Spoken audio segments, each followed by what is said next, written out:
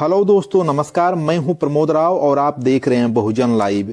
दोस्तों, इंडिया गठबंधन एक बार फिर से बिखर गया। जिस इंडिया गठबंधन को इसलिए बनाया गया था कि भारतीय जनता पार्टी को हराया जाए, उसी इंडिया गठबंधन के सदस्य इंडिया गठबंधन से बाहर होकर के उसी भारतीय जनता पार्टी की गोद में जाकर बैठने का काम कर रहे हैं। इन नेताओं की कोई विचारधारा नहीं है। इनको सिर्फ खुद का स्वार्थ दिखता है, खुद की सत्ता दिखती है। बाकी जनता से इन लोगों का कोई लेना देना नहीं है। यही वो नेता हैं जो बहुजन समाज पार्टी के नेता बहन कुमारी मायावती जी को भारतीय जनता पार्टी की बी टीम कहते थे। तो दोस्तों, एक बड़ी खबर निकलकर सामने आ रही है। जयंत चौधरी, जो समाजवादी पार्टी के बहुत करीबी थे और अखिलेश यादव के छोटे भाई की तरह थे, वह लोकसभा 2024 के लिए भारतीय जनता पार्टी के चाणक्य कहे जाने वाले अमित शाह से मुलाकात करके बीजेपी से गठबंधन करने जा रहे हैं।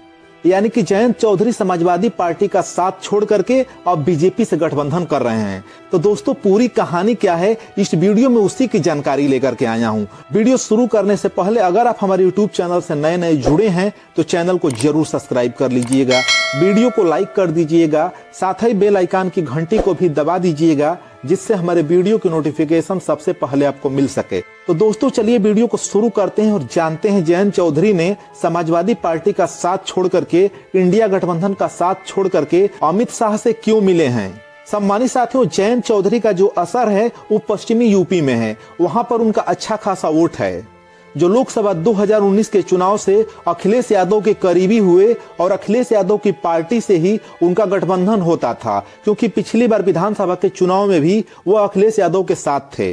इस बार भी लोकसभा 2024 को देखते हुए अखिलेश यादव से उनका गठबंधन हो चुका था और अखिलेश यादव ने लगभग 7 सीटें जयंत चौधरी को दिया था। अब अखिलेश यादव और जयंत चौधरी के बीच में क्या विवाद हुआ है, क्यों विवाद हुआ है, ये बात की बात है। लेकिन अखिलेश यादव जी से जब पत्रकारों ने पूछा था कि क्या बहुजन समाज पार्टी को, यानी कि बहन कुमारी मायावती जी को इंडिया गठबंधन में लिया जा सकता है, तो उनका बयान ये था कि बहन जी की कौन गारंटी लेगा कि वह चुनाव के बाद क्या करेंगी। तो दोस्तों, अब यही एक सवाल पैदा हो जाता है कि जिन लोगों की गारंटी लेकर के अखिलेश यादव इंडिया गठबंधन की मीटिंग पे मीटिंग कर रहे थे, वही लोग अब उनका साथ छोड़ करके जा रहे हैं। तो इस तरह का घटिया बयान देने की क्या जरूरत थी कि बहन कुमारी मायावती जी भारतीय जनता पार्टी की बी टीम है और अखिलेश यादव जी के जितने साथी हैं उनका साथ छोड़ करके बीजेपी की गोद में बैठ रहे हैं। वहां पर अखिलेश यादव जी को बताना चाहिए आखिरकार भारतीय जनता पार्टी की बी टीम कौन है। बहन जी शुरू से ही बीजेपी का विरोध करती आई हैं।